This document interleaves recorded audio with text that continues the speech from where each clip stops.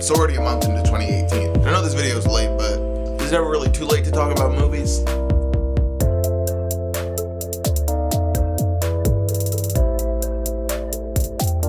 So the truth behind why this video is taking so long is I wanted to watch all the movies that came out in 2017 so I can give a fair rating of them all. And I've just finished that now, so now it's time to review.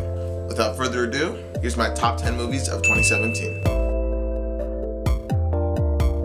We're gonna start off with honorable mentions. These are movies that I really enjoyed but just barely got edged off the list. They're still great movies. If you have time, I highly suggest watching these too. And now for the countdown.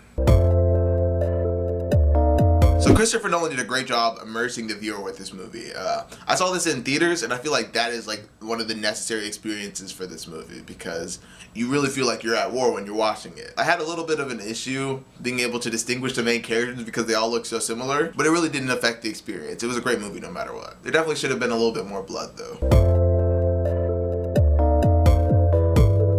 I was looking forward to this movie for so long and I had no idea what to expect. I loved Woody Harrelson in this, and Andy Serkis as Caesar is one of my favorite performances of the decade maybe. He's just a great actor. This movie's not necessarily as about war as you would think. It's more of like a prison escape movie, but it's a great time no matter what.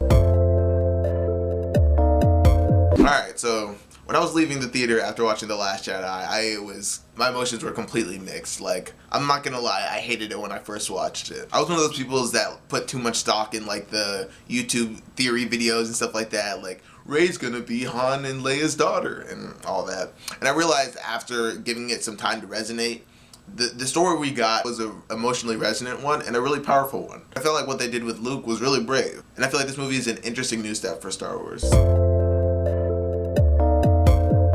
Looking forward to this movie for a while. Everyone's always excited to see a Pixar movie. It was really cool how they were able to make this other world feel like alive. I love the main character Miguel, and it's just really cool seeing other cultures being represented in Pixar movies.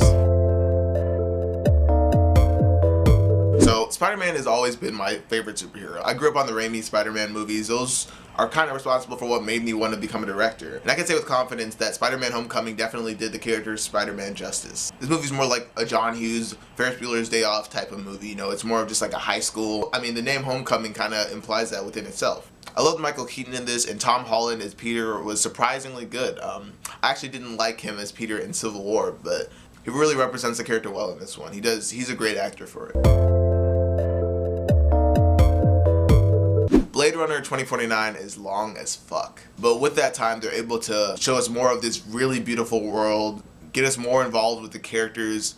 Harrison Ford was awesome in this, and Ryan Gosling is starting to become one of my favorite actors. He's honestly really good in this. The length of the movie may have you a little bit hesitant, but all the twists that happen throughout the movie will have you like completely invested. I didn't look at my watch once.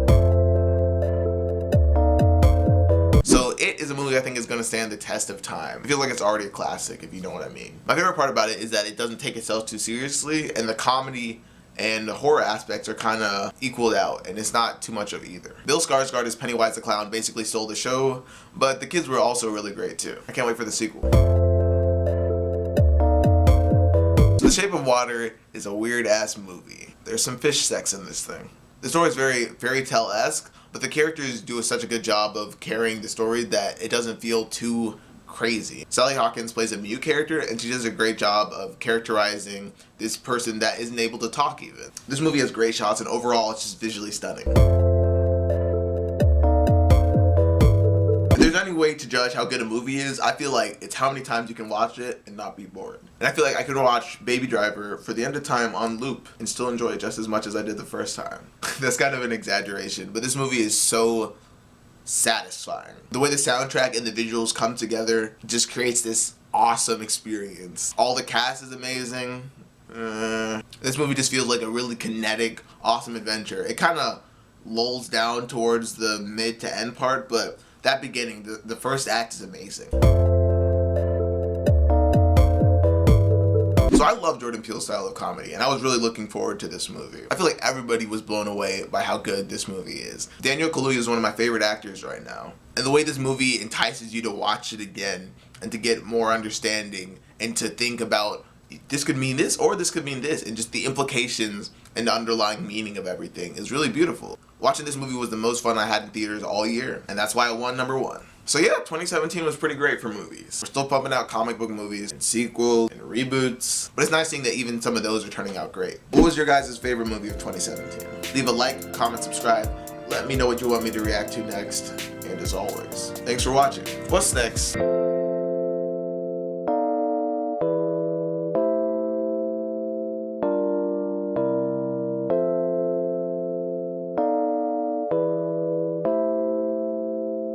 So what was your favorite movie of 2017?